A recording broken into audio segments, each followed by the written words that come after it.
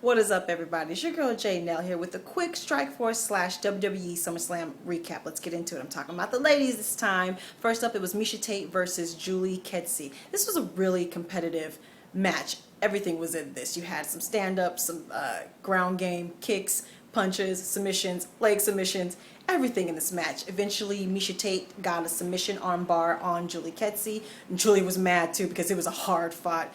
I mean, it could have went either way. One of the things that the announcer said that I'd like to kind of repeat, not verbatim, was he said, if you didn't enjoy this fight, you're not a fan of women's MMA.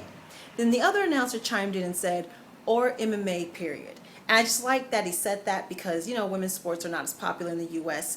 And there's reasons here and there, but in MMA specifically, you can't say that the men's MMA gives you something that women's doesn't. They kick, they punch, they submit, they everything, ground game, stand up, they do everything that the men do.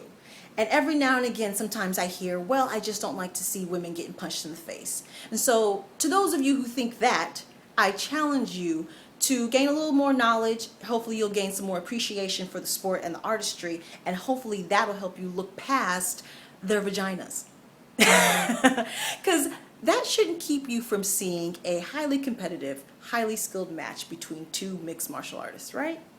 Right. Don't cheat yourself. All right, next up, we have Rhonda Rousey against Sarah Kaufman. This was the main event, and I'll give you one guess as to how it ended and in what round. It ended in the first round via armbar in favor of Rhonda Rousey. Sixth person, I believe, fifth or sixth person.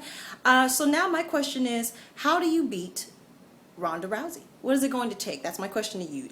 What I think is, at first I would say a really good grappler, but when someone has a specialty like her armbar clearly is, you can be a third-degree black belt in Brazilian Jiu-Jitsu and may not be able to defend that person's specialty. So for me, I think it'll take a really good striker, possibly kickboxer, to keep space. They may have to run from her a little bit, get her out of that first round. She doesn't get out of the first round.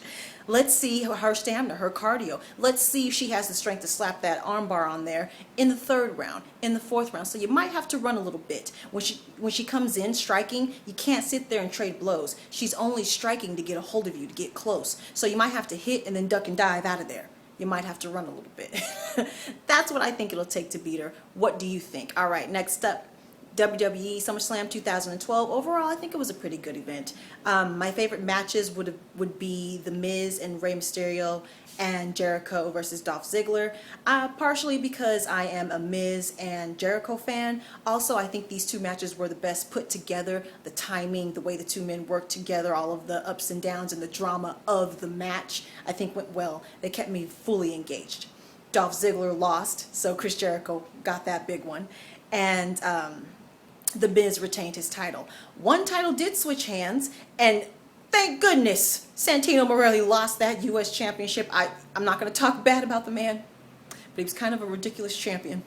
The kids love him.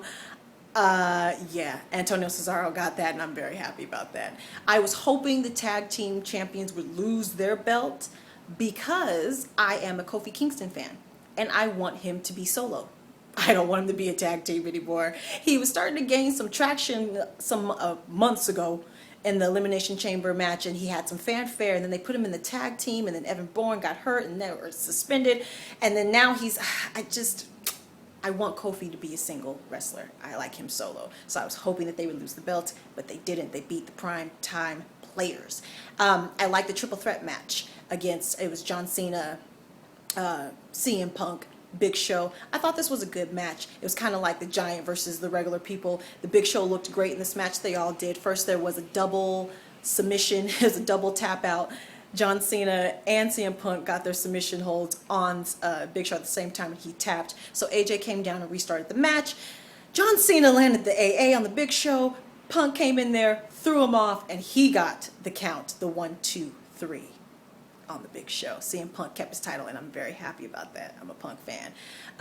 Sheamus kept his through some shady business, though. First, Alberto Del Rio's announcer, Ricardo, threw in a shoe for Alberto. But then Sheamus got the shoe and used it. And then he went for the 1, 2, 3, but Alberto got his foot on the ropes, but he moved the foot, so some controversy, but he kept his title. Uh, then, of course, the main event, which was Triple H and Brock Lesnar. I actually kind of think that the triple threat match should have been the main event. You tell me what you think about that. This match was good though. Brock Lesnar, Triple H started off a little slow. Kind of felt like Brock Lesnar just trying to get the Kimura the whole time, and then he got it. You know, tap out. There was no disqualification, no count outs. And I kind of wanted him to win more devastatingly. I wanted him to, you know, really beat Triple H, but he didn't. And then at the end, they kind of made it seem like Triple H might be thinking about retiring. Don't know. Overall, good event. Ladies, make your own money, sign your own checks. Bye, everybody.